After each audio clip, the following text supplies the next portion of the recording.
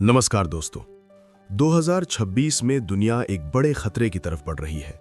समुद्र का बढ़ता तापमान मौसम को पूरी तरह बदल सकता है और इसका सबसे खतरनाक असर पड़ेगा भारत पर।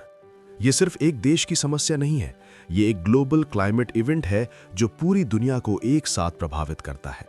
सुपर एल नीनो का सबसे खतरनाक रूप है, जब समुद्र का तापमान 2 डिग्री सेल्सियस से ज्यादा बढ़ जाता है और मौसम का संतुलन बिगड़ जाता है। नॉर्मल समय में हवाएं पानी को एशिया की तरफ धकेलती हैं, लेकिन एल नीनो में ये हवाएं कमजोर हो जाती हैं और गर्म पानी वापस अमेरिका की तरफ जाता है। सुपर एल नीनो में वार्मिंग बहुत ज्यादा होती है। तापमान 2-3 डिग्री सेल्सियस तक बढ़ सकता है, जो एक्सट्रीम वेदर को ट्रिगर करता है। इतिहास में ऐसे इवेंट्स बहुत कम हुए हैं।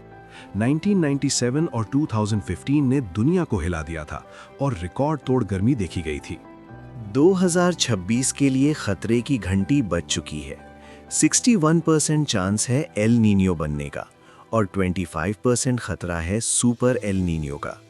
भारत में इसका सीधा असर मॉनसून पर पड़ता है, जो देश की 70% बारिश देता है, और यही जीवन रेखा है।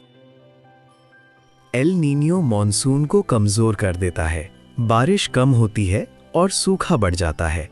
रेजरवॉयर्स खाली होने लगते हैं, ग्राउंड वाटर रिचार्ज रुक जाता है और पानी का संकट गहरा जाता है।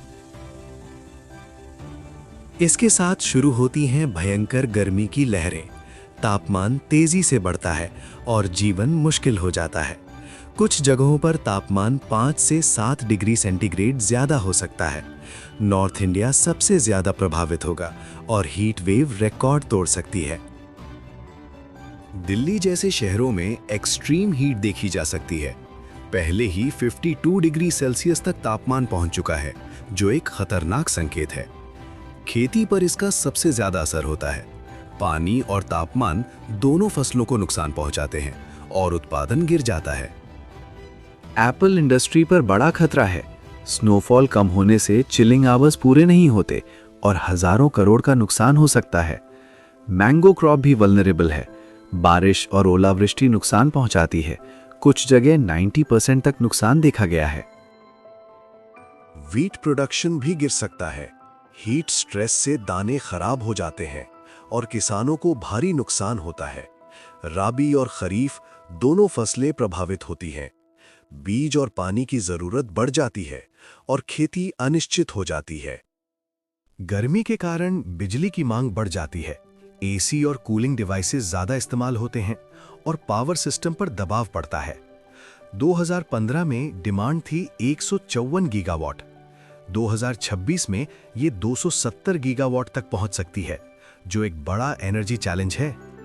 हाइड्रो पावर प्रोडक्शन कम हो जाता है क्योंकि पानी की कमी होती है और फॉसिल फ्यूल्स पर निर्भरता बढ़ती है।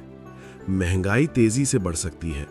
खाद्य पदार्थ महंगे हो जाते हैं और आम जनता पर असर पड़ता है। फूड सिक्योरिटी खतरे में आ जाती है। सरकार को इंपोर्ट करना पड़ सकता है और सप्लाई चेन प्रभावित होती है। हीट वेव्स से हेल्थ रिस्क बढ़ जाता है। हीट स्ट्रोक और डिहाइड्रेशन कॉमन हो जाते हैं और कमजोर लोग ज्यादा प्रभावित होते हैं। हर रीजन पर अलग असर होता है।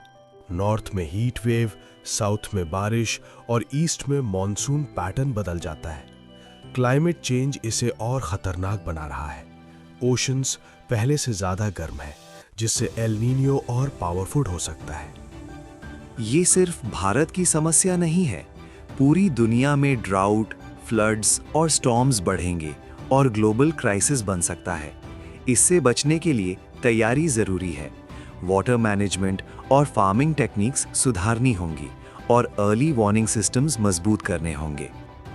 सुपर एल नीनो एक चेतावनी है।